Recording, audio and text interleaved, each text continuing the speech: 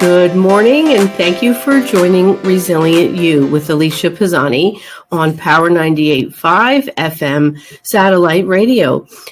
Each week we have guests that talk about topics of resiliency, and this week I am so excited to introduce our special guest.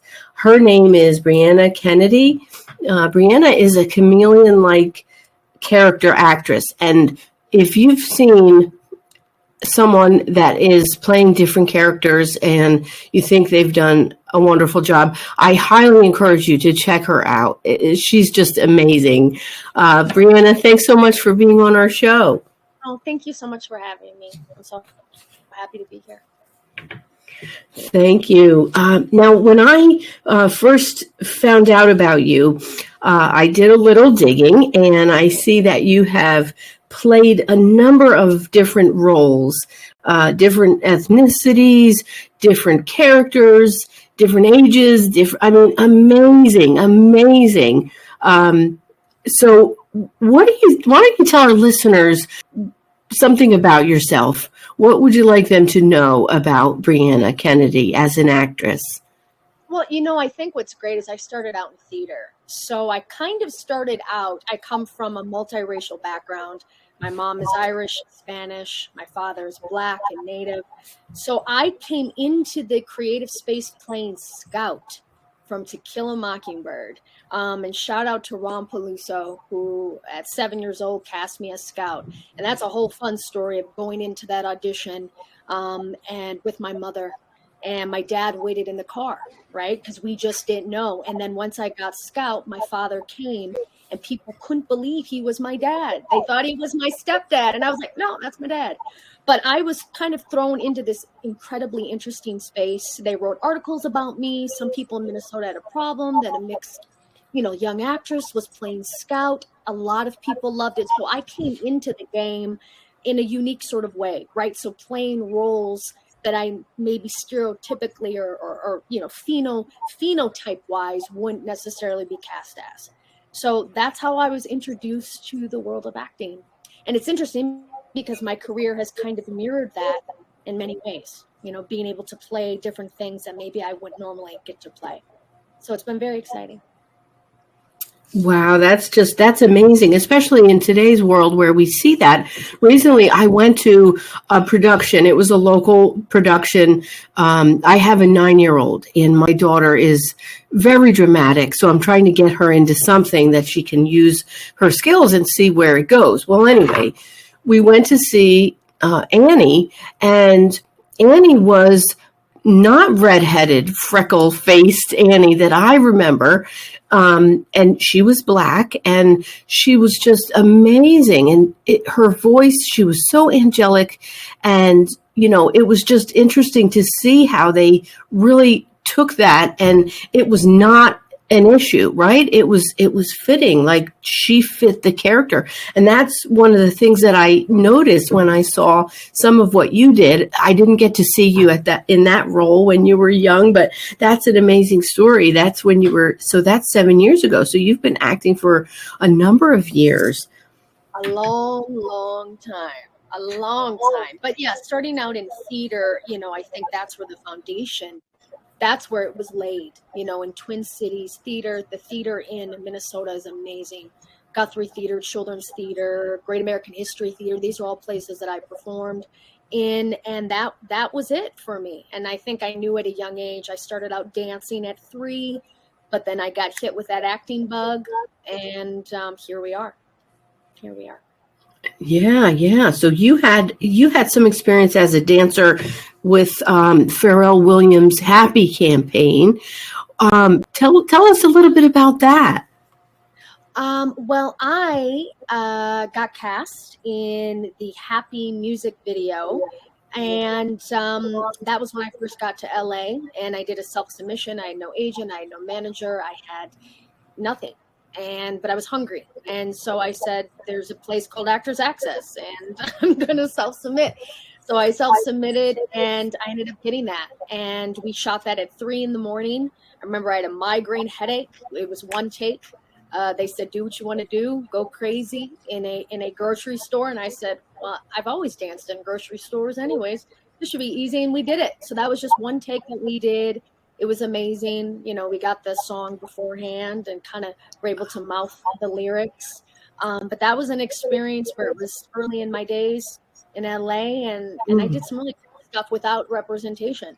So timing, maybe having the right look, and it working out. So I'm really proud of that one. You know, that was, and you know, people are like, oh my God, I've seen you in a Happy music video. And I was like, what is it, art? And I guess it was playing in Times Square on the big jumbo, whatever screen. Jumbotron. Yeah, so exciting. Wonderful, wonderful. So you have a history in theater acting, you have dancing. Do you think, so you talk about LA. So how did you get to LA first? Sure. How did you get, yeah. Sure. Well, I had kind of been introduced to LA when I was younger. An agent actually came to Kill a Mockingbird. We have a lot of great talent. Josh Hartnett is from Minnesota. We have there's something about Midwest talent, right? We're just, I don't know, we're a little different, right? And so she came in a good way.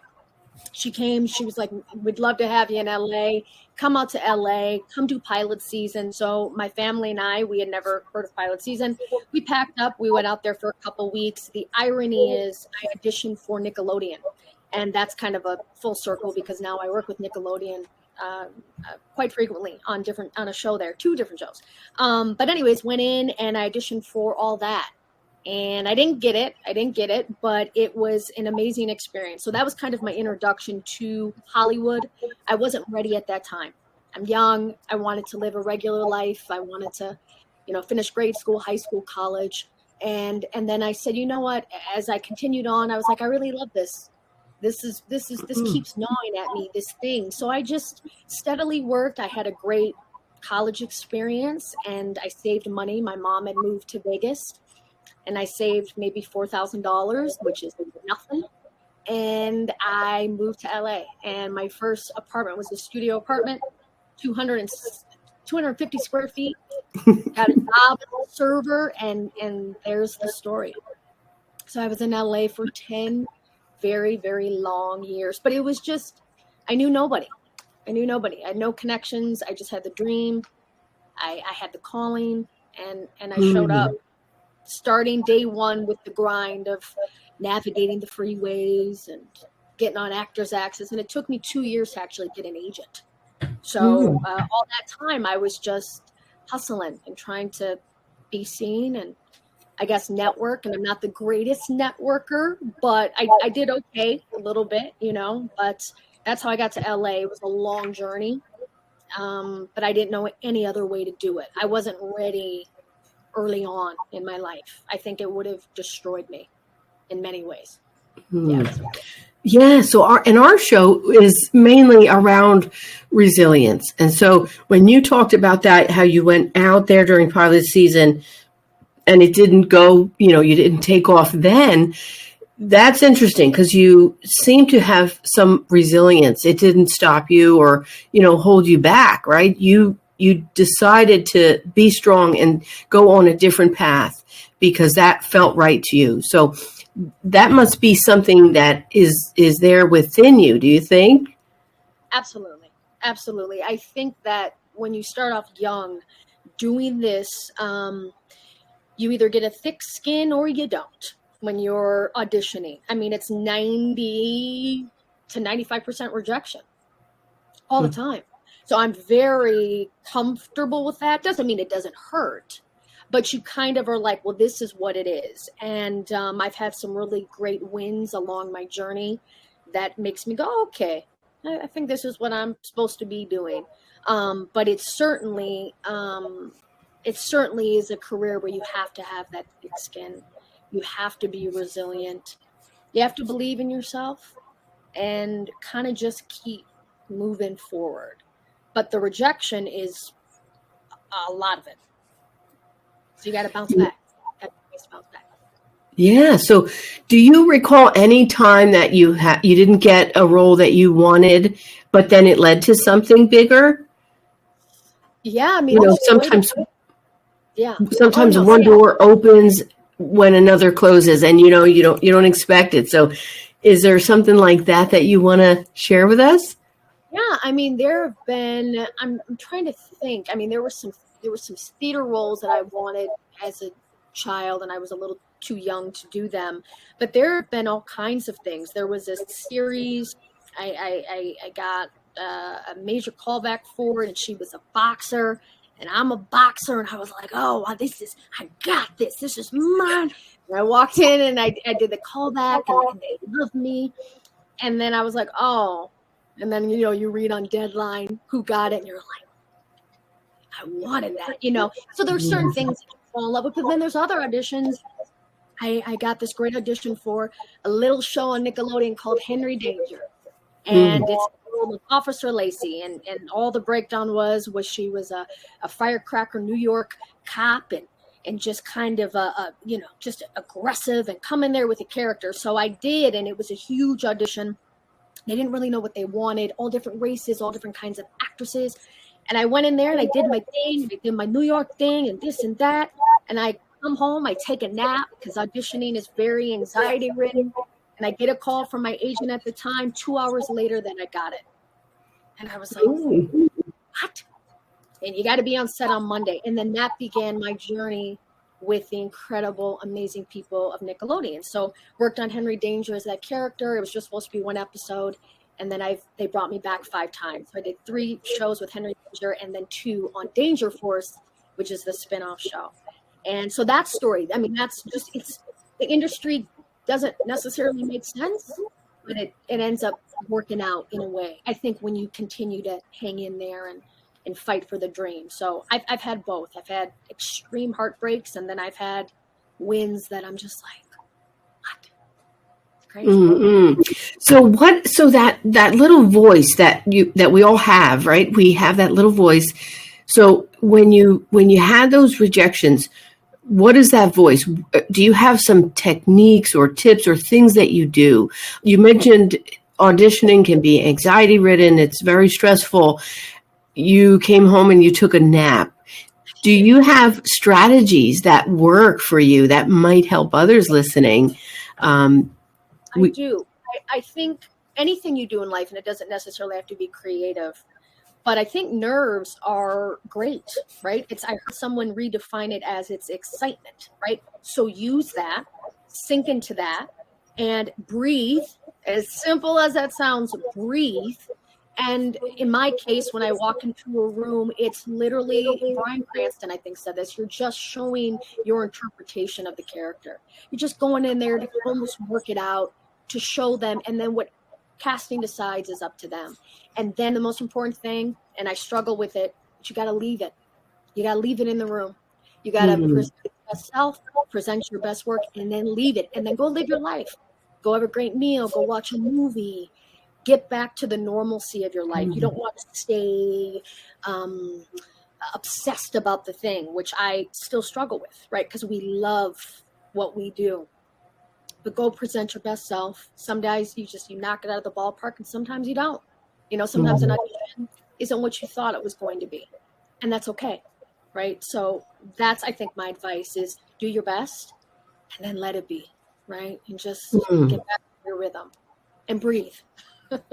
Yeah, I love that. Because even in our daily lives, I love if we could just use that excitement, whatever that is going on inside of us, and breathe and just keep it in perspective. Use, like Brianna is saying, in her situation, it's just showing her interpretation of the role.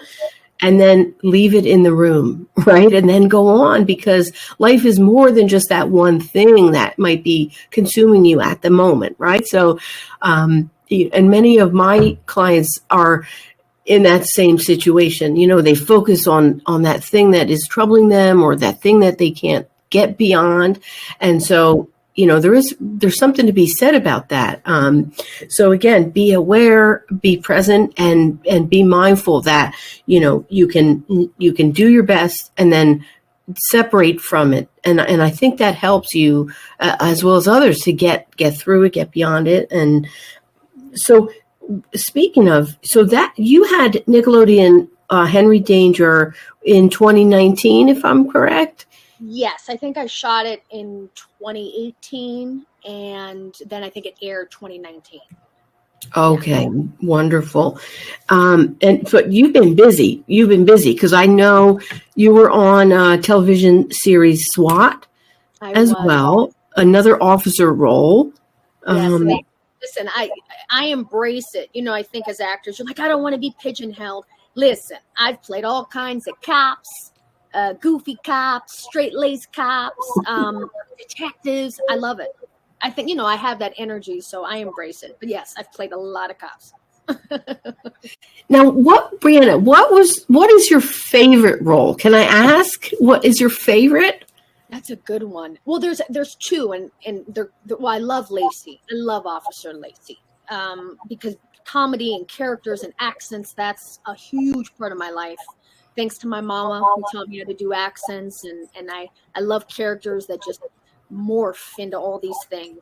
So I love that. And then I actually played another cop in a film called Good Girl Jane, which hasn't come out yet, starring the amazing Andy McDowell. And that scene, I play a detective, but it's much more subdued, with the incredible Rolando Boyce, who's an actor on The Chi. And he's also super theater based. And that was just much more relaxed and kind of, just chill. And so I like to be able to do that. And then just on my own cuff, I do a lot of like crazy characters. I do my own slew of characters on my own. And so I've been able to kind of do that for comedy's sake. So, but I think on screen that I can remember, those two, and then one more that's super off the cuff. It's a series I did called Ride With Me. And I had a blonde wig, and there was a lot of improv, and she's a wild girl, and I had fun with that too. So if I think of like three that resonate with me, it's probably those three. All different, looks and demeanors. So Yeah, and that's wonderful. I did go to your IMDb page. I went to your Insta, and I was just so amazed at the variation. Right? You would think you'd show the Nickelodeon stuff. You think you'd show but again, it's more than that, right? Like I loved it. I was looking, so listeners out there, please go and check out Brianna. She has some reels out there, IMDb, Brianna Kennedy. And the new movie, Good Girl Jane, we're looking forward to that. Detective Villanueva you play. And that's definitely exciting. You also were in a video game. Five Nights? at Freddy's. Yeah. So voiceover. So that's a whole other part of my life. I have been doing voiceovers for years, and that was the self-submission. And I got it. So I just recorded it in my apartment, and I had no idea what a big franchise that was. I'm not a huge video game person. But when I looked it up, I was like, wow, this is huge. This is massive. And so then to hear myself in the video game was amazing. But then that kind of inspired me to create my own business. So I'm now in the world of Audible. So I do tons of voiceover work. I have 3 audiobooks. I just finished one. I actually record right here in my VO booth right in my house. And I love voiceover. So to bring a story to life using my voice, which I guess this is where acting comes into play, is currently what I do when I'm not acting, on camera. But I love it. I love it very much. Wonderful. Well, that's good to know because I am working on a memoir. I have my book of my life story, which, I don't know if you can play younger ages as well, but that's how the book is written. But I think your voice is fantastic when we spoke. Yeah. Thank you. Now you have a face to match the voice, right? We love it. It's perfect. Thank you. Well, so what do you think you want to tell young actors out there? Do you have advice for the younger generation? I think it's always tough when we're trying to do something that a small percentage seems to do at a high level, right? And so it can get murky where you're like, I want this thing. And so, I always say you're going to have many more people tell you that you can't do something. right? That's family, that's friends, that's your partner. But you will have a small pocket that supports you. And even if you don't, if you believe you're born to do something, I say go for it. You don't know how it's going to work out, but that's not the point. The point is to walk that journey, right? And to have kind of that Paulo Coelho alchemist journey where you're having the experiences to see how it plays out. And so my advice is I want people to go for it, whatever your dreams are. And I think in that you're staying true to yourself. You're not sabotaging yourself. You're not betraying yourself. And that's the one thing I can say about this journey, as difficult as it has been, I've stayed true to myself, and I've wanted to do this thing since I was 7 years old. So advice is go do it, shoot for the stars, do it because you love it. And hopefully you can make some money doing it and find some stability, but the goal should never be fame. Fame's an odd, weird thing that doesn't last, right? So you're high, you're low. Once you get high, people want to bring you down. Do it because you love it. And I think that's where the good stuff comes. The opportunities come, the people come. And then hopefully one day you can stand back and look at your career and be like, wow, I did this and I grew and I met people and I inspired people and I was inspired. So yeah, do it because you love it. That's it. Do it because you love it. Yeah, so that's wonderful advice, to be authentic, to not be afraid or, listening to those negative voices that might enter your world or your headspace. I love that when you say that, enjoy the journey, and talking about the fame, how it's elusive. It's not something a goal that you reach and get there. It's something that's variable and it changes. So that's really a good thing to keep in mind. So when you talk about inspiration, what are some of the inspirations that you've had throughout your life, or mentors, or is there something else that you want to give kudos to in this interview? Well, I had really great parents, and I had two parents. My dad passed away in 2017, but I was close to my dad, and I'm very close to my mom. And my foundation of believing in myself started in my home. So I have two parents. We're all Geminis. We got big personalities, but my parents were always like, "Go big, go home," or "Go home. You can do anything you want to do." You know what I mean? You're meant to be here. Stay humble, stay hungry. Those two dynamics of no, you're not better than anyone, and no one's better than you, right? And so that concept of just stay humble, work hard, and you can achieve your dreams. So those were my first two inspirations. And then of course movies. I mean, I grew up with nothing but cinema. Wizard of Oz was the first one, but Michael J. Fox, when I think of like an actor that I was first introduced to and I said, I am in love with him, it was Michael J. Fox. That presence, that essence, and so yeah, so films in general. Films, that's all we did. And we watched all kinds of movies and documentaries. And so doing that, the arts, that was it for me, and so then, as I go on in life happening to me or for me, I guess that they say, that inspires me. My interpersonal relationships inspire me.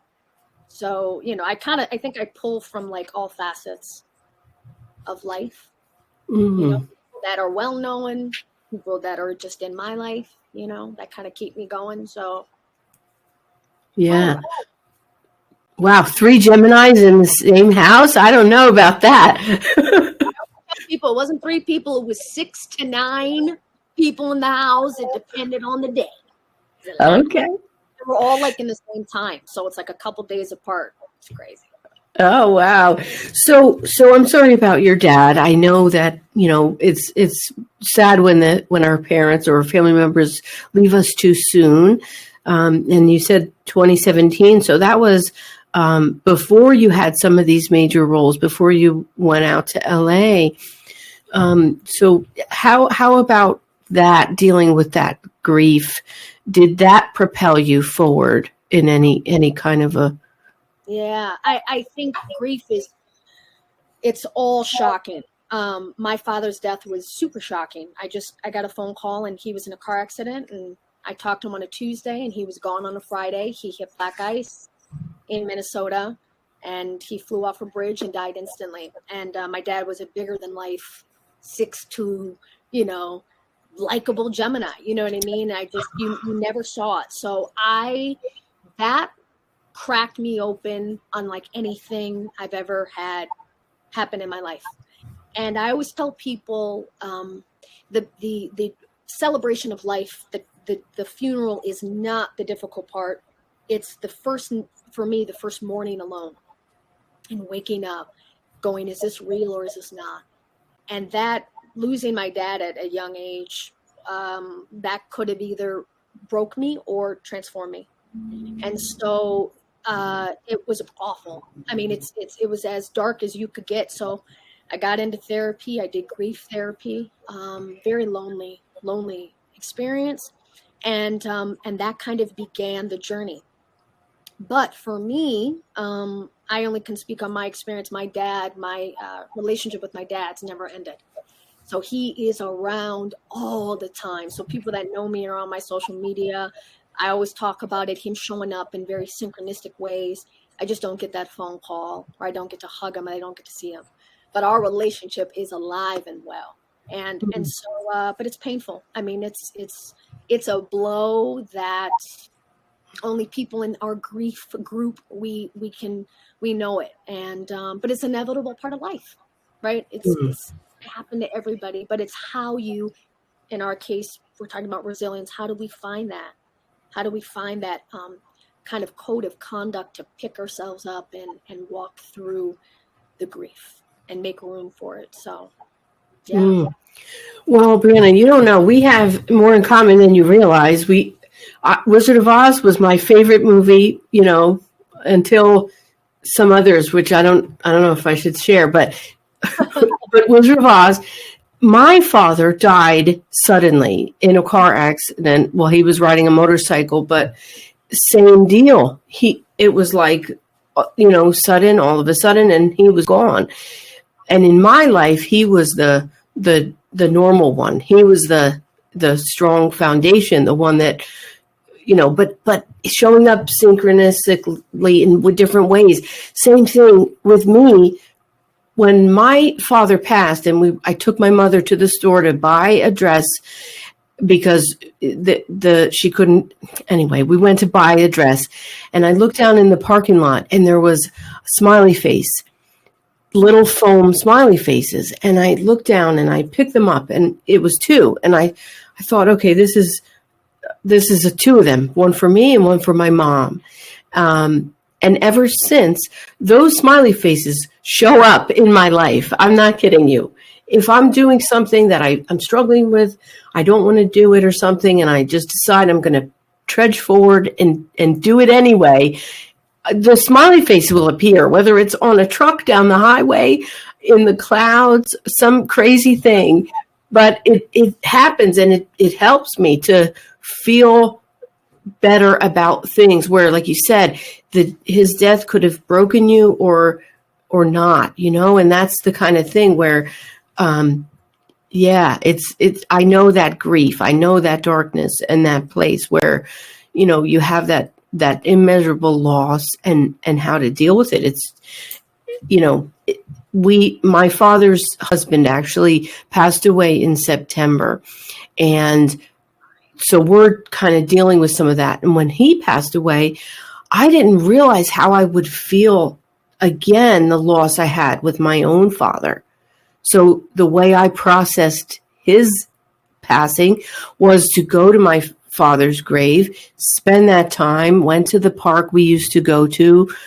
It was really uplifting. I mean, it sounds simple and but it really helped soothe my soul through it. Yes. Well, I'm so sorry you've had, two losses, but I'm so happy to hear that you're having that communication from the other side. Because, again, not pushing my beliefs on anyone else, it isn't heebie-jeebie. And there's something so comforting to know that this physical body isn't it, right? There's more on the other side. And only my dad, little did I know, he'd teach me that. He taught me how to process loss, but then to know that that communication is there. So I'm so happy that you have that experience and that you recognize, well, that's Pops. That's Dad showing up with the smiley face. It's Right. exciting. I love it. Right. I love And he was a real detective in life. So, I love that. It's extra kinship here. It's you extra. know, I love it. exactly. Wow. So what do you, okay, so now, Brianna, what do you want to do going forward? It's a new year, 2023 is upon us. What's on your mind? What do you have as a Uh, goal? well, just, on a human level, I think, when we kind of had our interview and we were talking before, and I was looking at some of, the topics that we were talking about, and interpersonally, I'm really working on, finding that equanimity and that balance. And one of the things I've discovered that I've done this year, and it's for the better, is knowing that you don't have to react to everything, right? And being a Gemini, I have two sides, and there's a lot going on. So there was some things that happened this year that I wanted to jump out of my spirit about, and I chose not to do that, and that was the best choice. That was such a good choice for me. So doing more of that, enjoying people and experiences more. Trying to think what else. I'm big on self-care, so continuing that, meditation, working out, just taking good care of myself so I can be better for other people. So just on a personal thing, I think doing that, doing more reading. I love me an audiobook. I work in that world, but I just discovered a great bookstore by my house, doing more reading. And then on a creative tip, just continuing to grow. I have some really exciting projects coming up in 2023. They're not finalized yet, but possibly being able to go back to the Midwest and shoot something. And I'm really excited about that. More stuff in LA. And then building my voiceover business and continuing to do that for 2023. So, yeah, just kind of the basics of creativity and then just regular me. And we'll see. So that's great. A balance between creativity and those, aesthetic things that help keep us whole. Now, if you are listening, I want you to keep in mind her services are available on Audible, voiceover projects, and it's something that is going to really give you what you want. I mean, her range is so dynamic. I just I can't explain it. You've got to check her out. So Brianna Kennedy on Audible, that's her business for voiceover.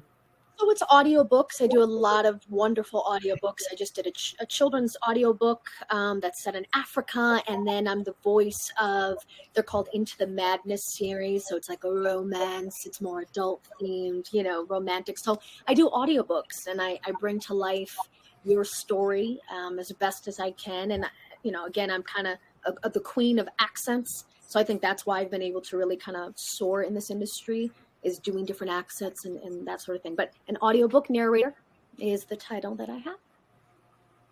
Wonderful. All right. So, and we'll look forward to seeing you as well in Good Girl Jane coming out this year. Last thing I want to ask is, do you have anything else that you want to share with our listeners? This is your stage. This is your 5 minutes of airtime. You know what I would say, just because this is a topic that I've been thinking about, it's this concept of soft life. I don't know if you've heard of this concept, but it's about giving yourself grace in life. We're living in dark times, and I think a lot of people battle with a lot of mental health issues and an internal chaos that maybe the outside world doesn't see. And I work in a profession where we are masters of putting on a facade that everything is okay, right? We're performers. That's what we do. But many artists battle.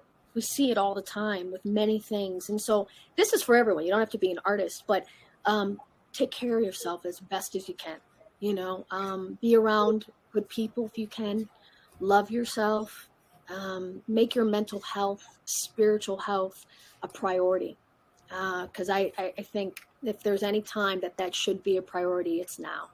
It's now for sure. So, and yeah, try to enjoy life as best as you can in the way that you want to enjoy life. That's what I think I'd share with people today. Yeah, that's wonderful. I think that in some situations it's being more accepted, right? Being aware of one's mental health, but not always. I mean, there's still a lot of people who are taking their own lives.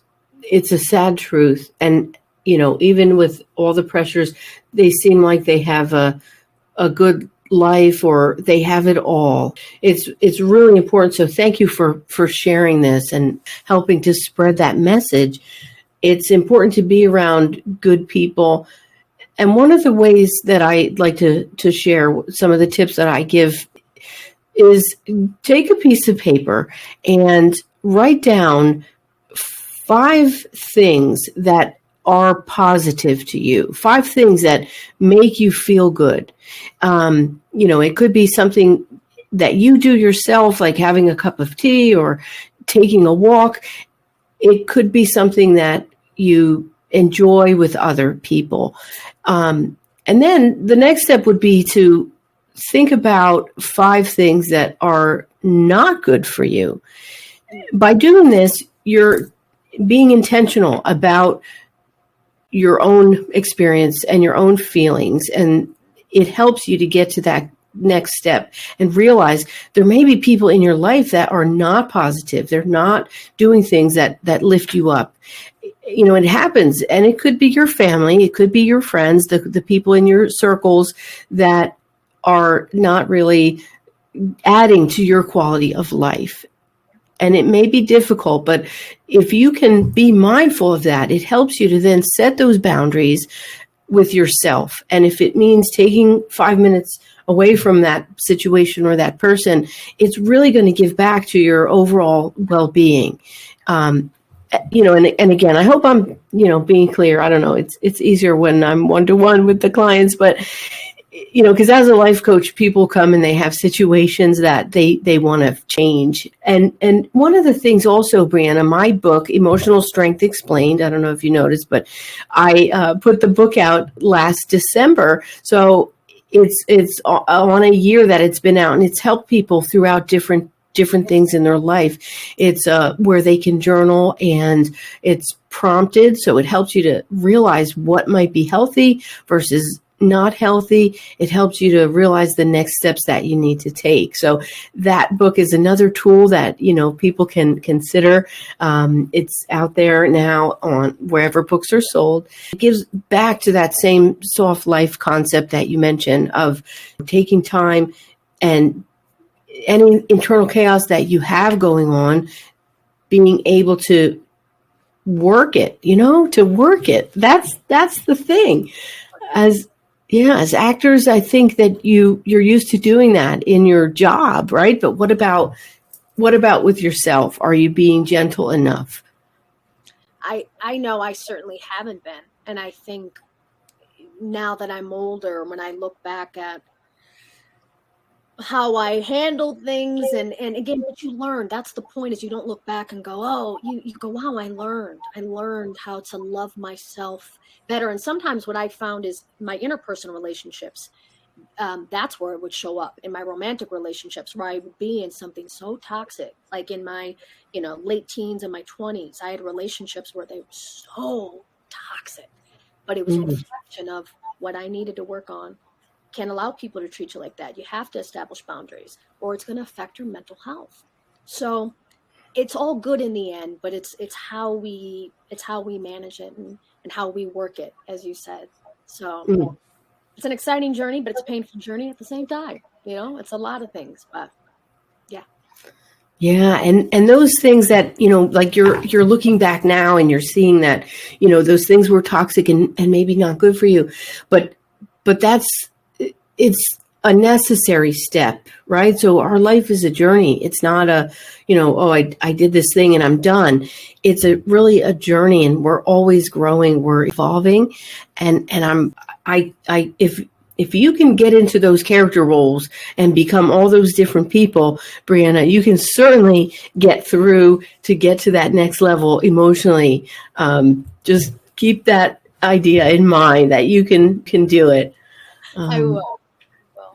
Yeah, so we're going to look forward to seeing you in your upcoming roles. I wish you all the best this coming year, and it's been a wonderful pleasure meeting you and talking with you today. You too, Alicia. Thank you so much. Wonderful. All right, Brianna, thank you, and Happy New Year.